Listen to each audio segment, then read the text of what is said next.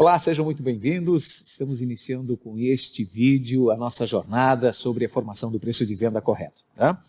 Primeiro, vocês estão vendo aqui no cantinho o conceito de markup. Né? Eu não posso deixar de iniciar essa jornada pelo clássico markup. Né? No entanto, eu quero também compartilhar com você aqui de que nós não vamos ficar reinventando a roda, nem chovendo no molhado, como se diz por aí, porque, na verdade, gente, esse conceito é massificado. Você pode, ele é de domínio público, você pode entrar aí na rede, baixar materiais, livros, tutoriais de toda a gama, para todos os setores sobre o markup. Né? Markup é um formador, é um dos métodos de formar o preço de venda. Ele vale para você que é prestador de serviço, você que é da área de indústria ou você que é comerciante. No entanto, o que eu quero trazer aqui como diferencial dentro dessa nossa série é a experiência de efetivamente praticar esse markup, efetivamente acompanhar as variáveis que formam esse markup. Né? Então, antes de falar deste acompanhamento, né, de como efetivamente isso acontece, eu quero rever com você alguns conceitos relacionados ao markup. Para isso eu vou fazer um switch aqui, vou trocar, vou colocar a telinha aqui, eu vou botar a apresentação em destaque, né, para falar um pouquinho sobre o markup. O markup ele tem por característica, né, é um indicador financeiro, ele pode ser em percentual, como pode ser decimal, né, centesimal, para que você faça esse cálculo sobre o preço de custo. Quando a gente chama preço de custo, é o custo, por exemplo, da matéria-prima processada e gerado um produto acabado, em cima dele eu incido o markup para chegar no meu preço de venda. Se eu sou um comerciante, compro a mercadoria, é o custo desta aquisição, sobre ele incido o markup e tenho o preço de venda. Se eu sou um prestador de serviço, eu levanto os custos efetivos da minha hora de entrega, e em cima dele incido o markup e chego no preço de venda. A fórmula clássica do markup está aqui em tela. Né? Markup, 100, enfim, eu não vou aqui entrar no mérito, né? Porque nós vamos exercitar isso na nossa jornada, né? Mas aqui é importante guardar esta fórmula, porque ela é clássica e ela vai nos ajudar bastante no desenvolvimento do nosso trabalho. Tá? Então, despesas variáveis, despesas fixas e lucro. Né? O que são cada uma dessas variáveis? Só para a gente deixar aqui claro, eu trago aqui, por exemplo, as despesas variáveis, lembrando que despesas variáveis não é a mesma coisa que custo variável. Então, por exemplo, uma despesa variável, se você é comerciante, são exatamente o quê? Os impostos, as comissões, os fretes das entregas. Qual é o seu custo variável? É a aquisição da matéria, do produto acabado que você adquire para depois comercializar. Né? Se você tem uma loja, compra um produto acabado e revende ele, ok?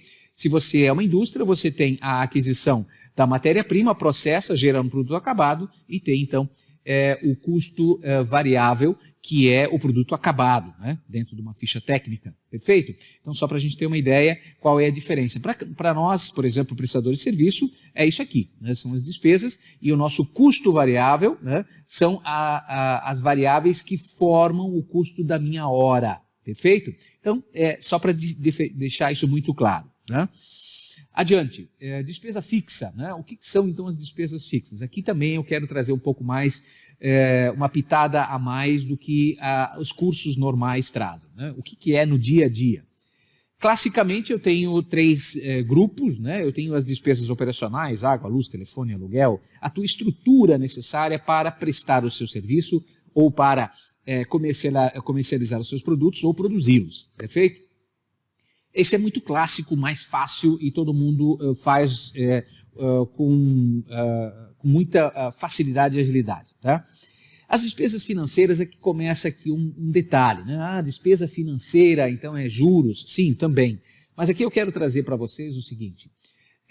O preço de venda, ele precisa cobrir todas os meus custos e despesas. Então, essa classificação de despesa financeira inclui, além das tarifas bancárias que você tem, além das despesas tradicionais de manutenção de conta, agora com o Pix acabou, custo com TED, DOC e tal, você tem aqui, por exemplo, uma prestação que você assumiu de uma linha de capital de giro. Você pegou uma grana emprestada, por exemplo, para cobrir o 13º. Entra aqui o valor total da prestação. Né?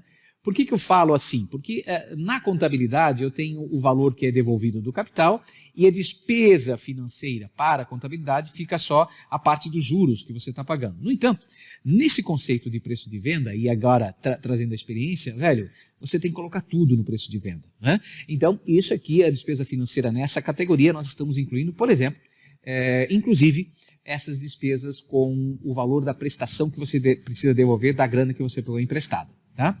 Depois, uma outra categoria que são os investimentos assumidos. Cara, o que é isso? Bom, na teoria clássica, o investimento só poderia ser feito a partir dos lucros auferidos. Então, depois que eu tenho lucro, essa grana eu tenho reservada e eu posso então pegar essa grana, investir no capital, por exemplo, em investimentos financeiros, ou eu invisto dentro da empresa, renovação de maquinário, renovação predial, enfim, né?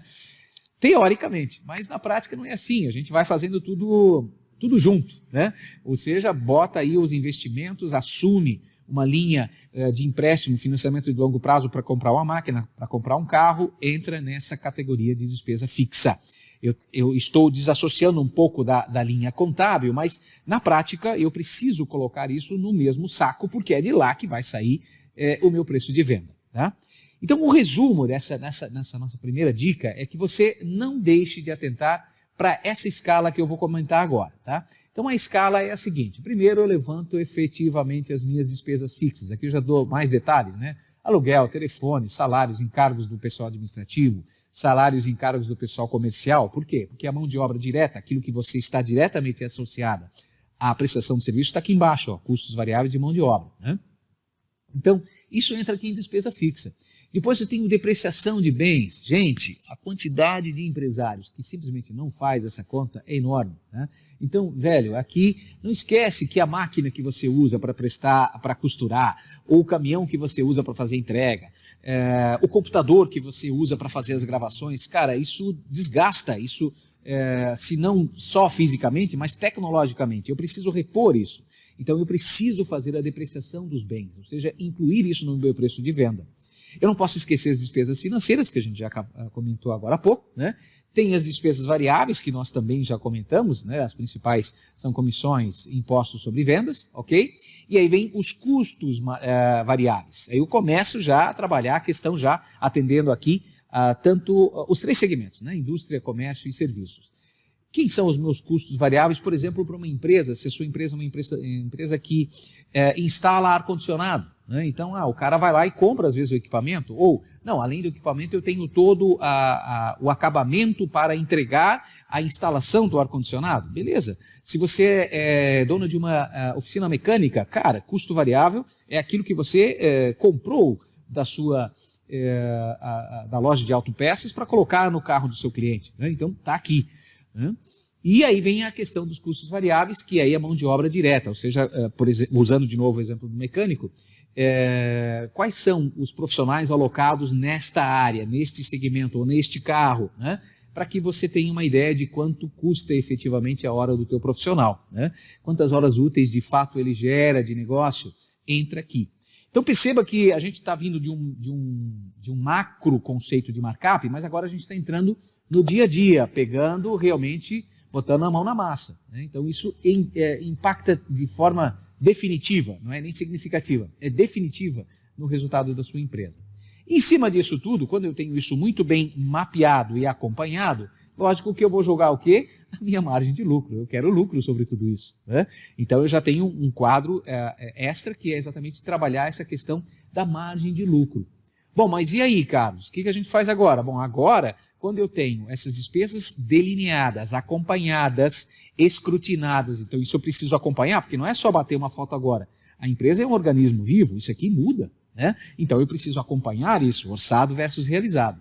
Tendo isso bem estruturado, lógico que eu tenho agora sim a condição de formar o meu preço de venda, né? Então aqui a receita total precisa o quê? Incorporar tudo isso. Eu preciso abraçar as despesas fixas, as despesas variáveis, eu preciso abraçar a depreciação, mão de obra direta, os materiais que eu adquiro. A margem de lucro precisa ser abraçada por quem? Pela receita total, que vem do seu preço de venda. Ok? Então, nesse nosso primeiro vídeo, eu queria dar esse en passant sobre a formação do preço de venda com base no markup. Perceba que não é simplesmente aplicar a fórmula, é muito mais do que isso. É aplicar a fórmula com os ingredientes corretos, com os ingredientes nos quais a gente possa acreditar no resultado que a fórmula vai nos trazer. Ok? Então, até o nosso próximo vídeo, onde a gente vai trazer então exemplos, dicas práticas sobre estes levantamentos. Esse quadro que está aqui é o início do nosso próximo vídeo. Muito obrigado.